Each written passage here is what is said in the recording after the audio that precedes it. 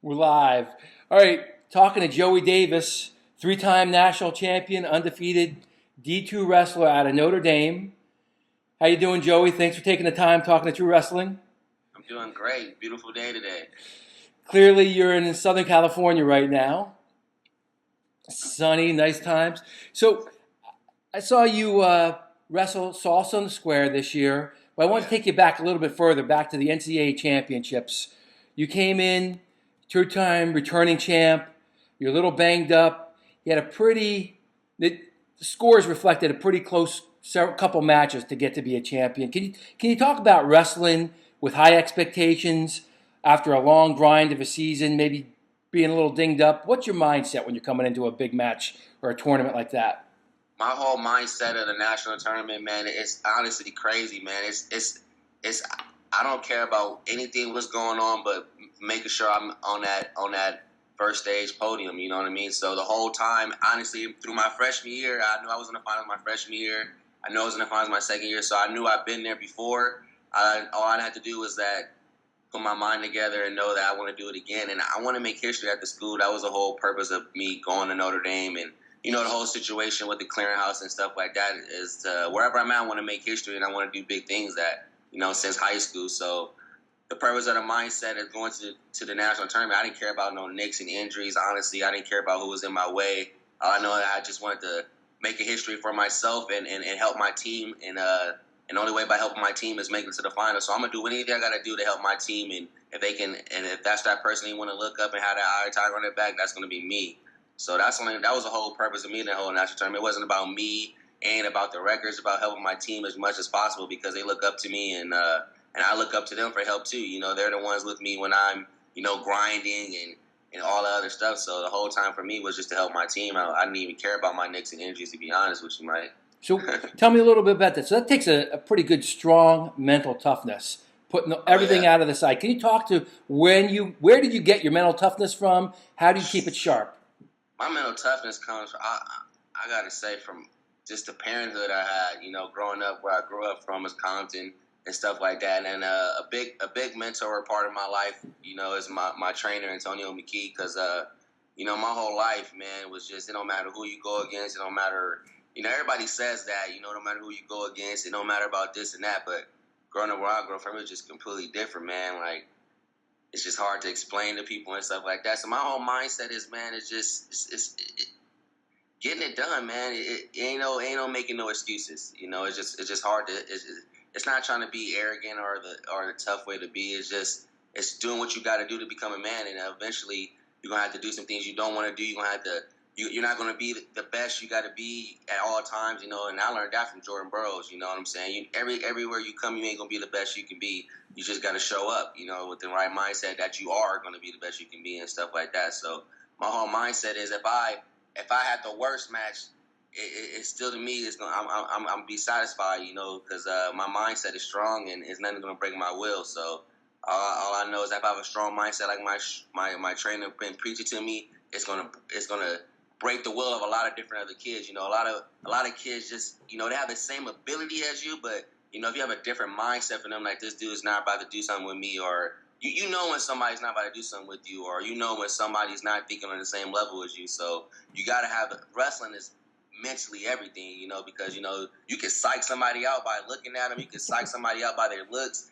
Everybody fall for something they psyched out, and me, I seen it all, man. Coming from comedy, you got some weird looking dudes, you got this type of person you coming in. So when it comes together, it's just me and this person I'm wrestling against. Mentally, I'm thinking that anybody my age in the world, anybody I don't think could possibly mess with me. So that's my whole mindset the whole time. To be honest with you, Mike.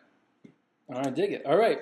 Well, so after you got your third championship, undefeated season, you got an invitation to go wrestle freestyle, Salsa on the Square, beat the streets against one of the top pound for pound D1 guys, Alex Derringer, and he's on record saying, you're a D1 quality wrestler, right? I Yeah, mean, yeah, yeah. he's a pretty nice guy, super gracious guy. Yeah. How much freestyle did you train prior to that match? I probably done about a month. Okay. But I've been wrestling freestyle my whole life, but when I got to that level, to be honest, Mike, it is a very difference. Some things I didn't understand. I wish I wish, I was a little bit familiar with the world cycle a little bit better, but no excuses, man. When it comes to something like that between two great wrestlers like that, I call it a takedown game, and he got more takedowns than me, and I'm really good at taking people down, and that was one of the first times in the history I didn't even get to somebody's legs and something like that. But what happened with that match is I didn't press the tempo. I've been winning all my matches the way I've been wanting to win my matches, and when it came to somebody on that level who was trying to win as just as bad as I did, and who didn't want to lose to somebody who everybody had high expectations for. It was a crazy whole situation. You know what I mean? I wasn't just wrestling for myself. I was wrestling for the whole D2 Nation, the whole NIA Nation, everybody who didn't make it to D1. Yeah. Everybody was having hopes for me, and he had all the pressure on him, saying that so it was just a great situation. And he came up with the win that day. Can I take you back a little bit to something you said?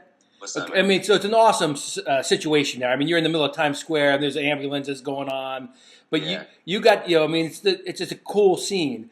Yeah. But so you didn't press the tempo, and people are used to seeing you being a takedown guy. Exactly.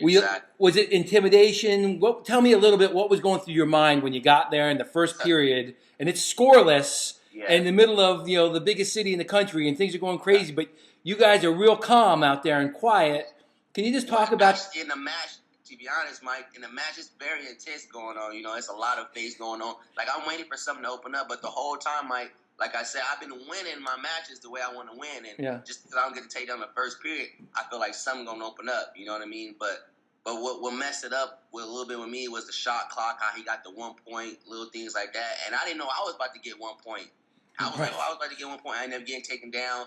Little rules like that. But my whole set going into the mindset is like, oh man, this dude got great position. He ain't breaking position. You know what I mean? Yeah. And usually he'll come and score a little bit.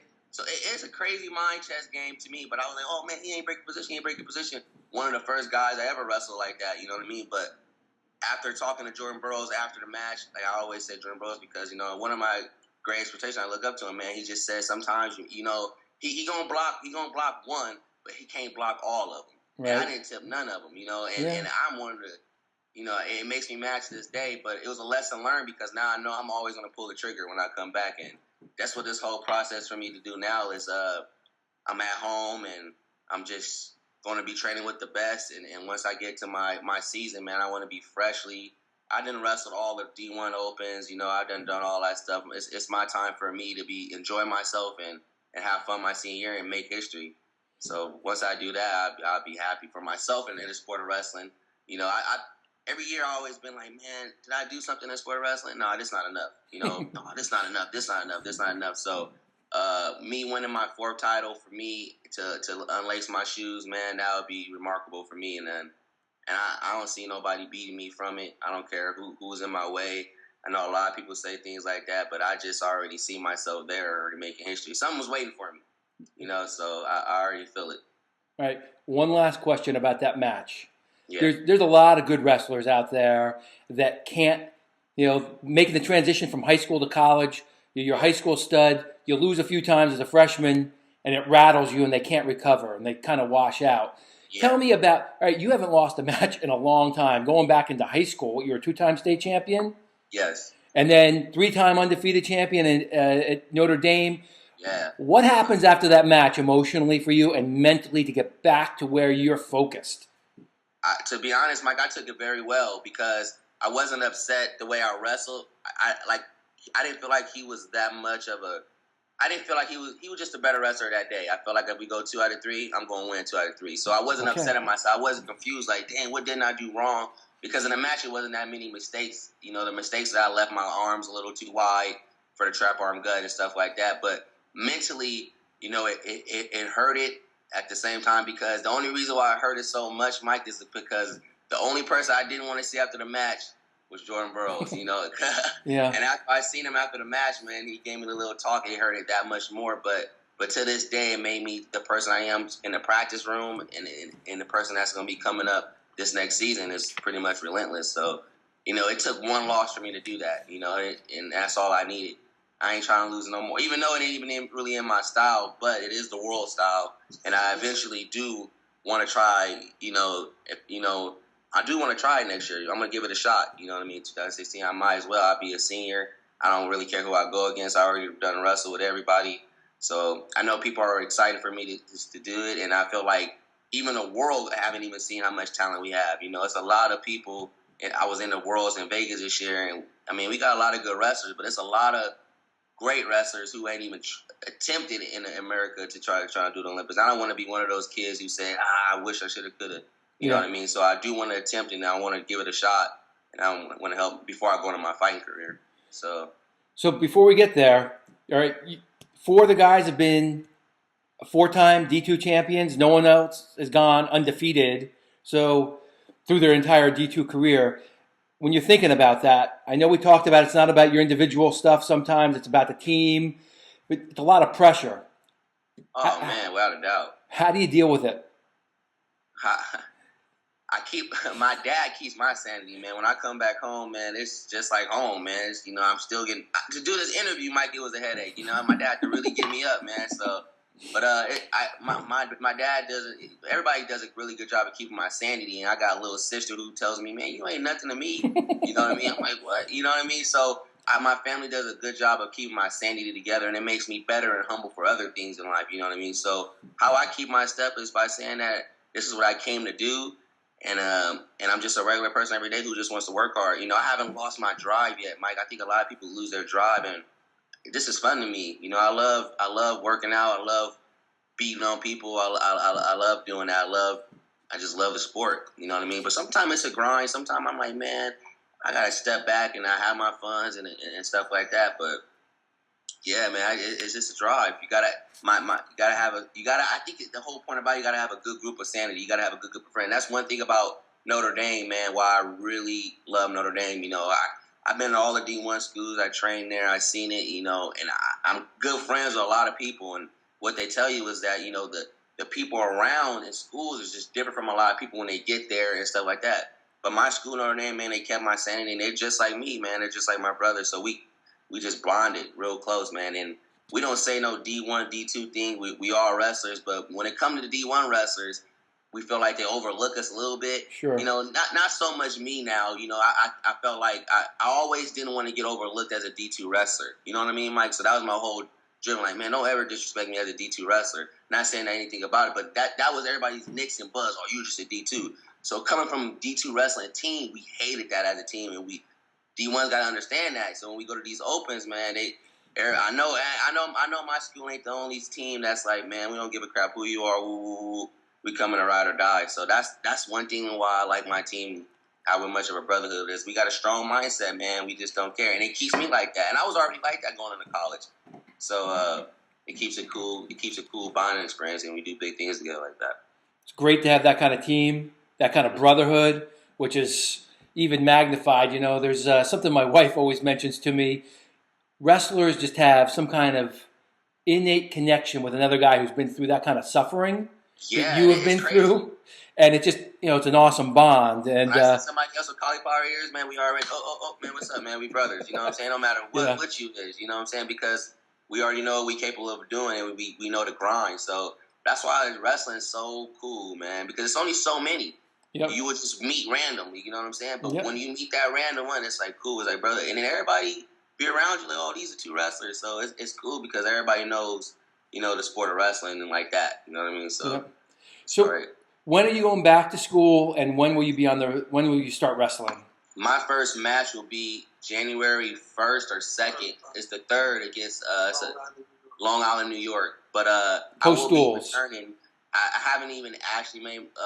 I'm supposed to go back in November, but actually I don't start back till second semester and stuff like that. But my birthday December 29th, so I'm always on that edge. Like, what I want to do, because I'm a senior now, Mike. So it's like I can go back. But as of right now, Mike, my dad got my schedule set for November because he thinks I'm playing around too much. So, but as of right now, November. But I got a couple of training camps to go to, and like I said before, I want to get all these good training camps. And go show my school something and be the best wrestler I can be for 25 to 30 more matches in my college career, and then be healthy and strong and ready to go. Can you tell us which camps you're going to? I will be going to Nebraska. Okay. To the regional training center. Yeah. Okay. Training center. I will be. One of my great friends, Aaron Pico. So while I'm home, we do a lot of great training. Bubba Jenkins, one of my great friends. You know, we just Yep. did a beach workout yesterday. So I'm just doing different types of experiences, different type of workout I never did. Not so much just grind. I done a grinding for 19 years, you know, however long. But just different types of training to go in my senior year, just feeling great. So, yeah, I got a lot of good training things coming along, man. I plan on doing some exciting things my senior year, just like Jordan Burroughs, you know. So I say him a lot because he did a lot for the sport of wrestling, man. You can look at him for a lot of things, the way he made it so much exciting. He made a lot real life funner for me, too, because a lot of things he can do, I can do. So he's a great person, man. Great mentor and everything, man. You can't ask for a better person. So, talking about going to regional training centers, Jordan Burroughs, he's also a serious recruiter. Yeah. Where are you going to go after college? Are you going to go regional training center route? Are you going to go into MMA? Can you tell me, both? That's part of the process now, Mike. Honestly, that while I'm on this little break, what you so call is, I'm gonna see what's gonna happen. Like when I graduate, what teams want to pick me up. Just spell it out because my Uncle Tone, man, I've been fighting MMA since I was 13, so I've been part of the MMA game a long time. But he's waiting for me too, to make my decision too. So there's so many. I just got to keep my sanity, like I said, and hopefully I'm gonna let God take the wheel. I don't want to say I'm gonna do this, I'm gonna do that. I want to do so many things, but there's only so many things I can do. You know what I mean, Mike? So I just need a good group of people in my corner. But as of right now, I'm just focused on winning this fourth title. That's all I care about. Just getting my hand raised and once that it's just gonna be remarkable for me and for my family to see that. So that's all I care about right now. I don't even care about what's happening after the season. It's in the back of my mind, like they always say, keep it in the back of your mind because it's coming quick. But I already see myself coming March. I'm gonna be a problem. Nice. So kind of Mike, look out ESPN, we coming. Okay. Couple other things I wanted to get to is how old were you when you started wrestling? 6. 6. Your dad was a wrestler. Yeah. Can you tell me a little? Can you tell me a little bit about the coaches you've had, what you've learned from them, and what affects you deep down? Like, how does wrestling speak to your soul? Wrestling speaks to my soul because it's all I got. I wouldn't even. I don't even know where I'd be without wrestling. To be honest, I done been all over the world because of wrestling, and to be honest, I was just like I couldn't believe it. You know what I mean? I was a big time football player, but I was always gifted enough in wrestling because my dad, always drove me. You know what I'm saying, and stuff like that. But some of the coaches I had, man, like I said, Antonio McKee is just a great mentor. I can't even. Pat Caldwell. I didn't have Jacob Harmon. Roderick Lee. Jacob Harmon is the Calvary Chapel High School coach, and this dude right here. If it wasn't for him in my corner, since he's a good dude. I don't know if you heard of Jacob Harmon from Calvary Chapel, but Morgan McIntosh coach, Tank Note, Pico's coach. He just he gets the last out of you. I'm talking about one of the dudes that just J.D. Hawkins. Oh, J.D. Hawkins. This is. I mean, I got so many coaches that just. Great mentors, man. It's crazy, Mike. It's just God put you here for a reason, and I only could do so many great things. That's what I'm gonna try to do. But I could go on and on and on. How many great mentors I got? Yeah, man. So it could go on and on. I can't even name none of us talking. But the biggest ones, to be honest, is Harmon, my high school coach, Coach Sal, who just been preaching to me that you're bound for greatness, and it's all like what. But at the end of the day, I just worked hard. I'm one of the hardest workers, Mike. I work every day. I'm probably about to work out after this. So someone sees you in a practice room, and you don't know they're there. They're just watching. What kind of wrestler do they see? A grinder, having fun? Tell me a little bit about how you practice. People hate practicing me sometimes. I guess I get a little too serious. I'm a grinder. Because in a match I have my fun. That's the thing, like a lot of people or in the politics, they get mad at you for showboating.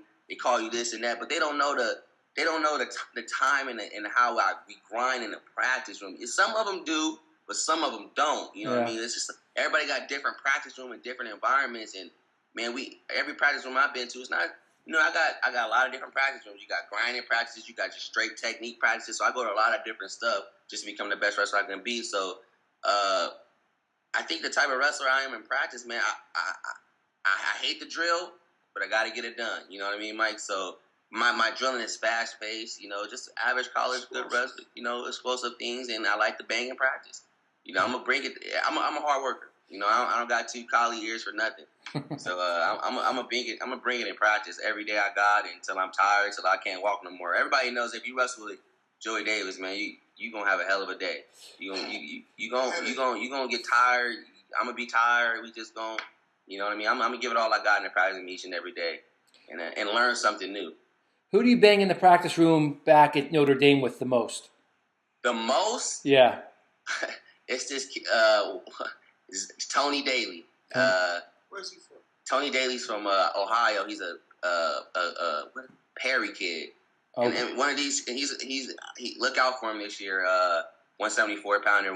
This kid, man, he can just keep getting up. Like one of those dudes who you get hurt beating up on. Really? You know what I mean? You hurt yourself because you don't understand how the hell you get out of certain things. And one of the hardest workers I know, man. And I got a lot of bangers in my practice because they all want to come and get some. You know, my practice room is great. It's a great.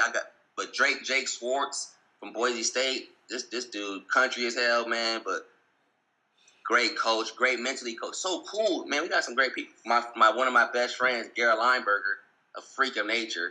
You know what I mean? So, but that's like little brother syndrome. I can't let him do too much. You know, that's my little brother right there. But he bigger than me. But I can't let him think that. See what I'm saying? They get a little too. But it's cool. I got a lot of great training partners at Notre Dame, and that makes me go, man, what the hell is this? You know what I mean? I need to take a break from them, right? That's why I got to come back to them, you know, because they wearing on me. So you mentioned 174 for your training partner. That means you're going up a weight? I will be going up a weight this year, Mike. Honestly, I'm whatever they need me at. That's what I'm gonna tell my coaches. You know, I was wrestling 84s last year. You know, I thought I was gonna go 84 last year. Okay. But they needed me at 74, but they didn't need me. But they just thought I was too small for. My coaches is funny, man. My coaches be like, no, you ain't going. You know what I mean? They just keep me. You know, so but I weigh about 190, soaking wet right now, and okay. I feel great, and whatever they want me to. I'm already ready to compete. You know what I mean? All I do is train all day, 24/7, MMA, wrestling around. So whatever they want me to compete, I'm gonna be ready. So.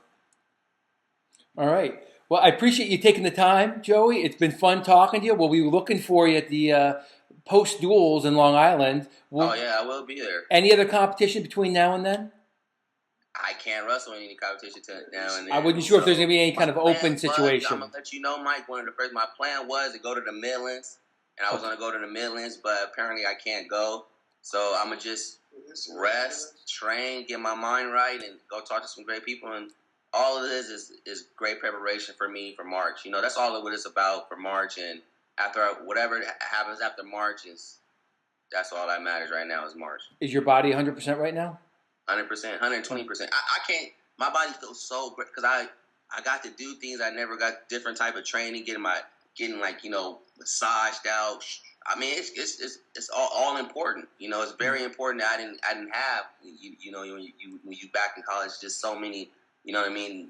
But worrying about classes. You think it's a whole different. I just feel like a pro wrestler. I feel like, man, we can do this all the time. You know what I mean? So it's just a great feel. But you can say no.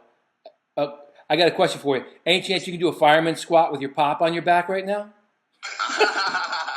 Mike, you too big. He said I can't lift him. Okay, I'm just checking. You gonna hurt me, Mike? Too. I just wanted to see what kind of glutes you got firing up. All right. Look, I really appreciate it. We're gonna try and check in with you sometime early in the new year. Okay. All right, Mike. Thanks a lot.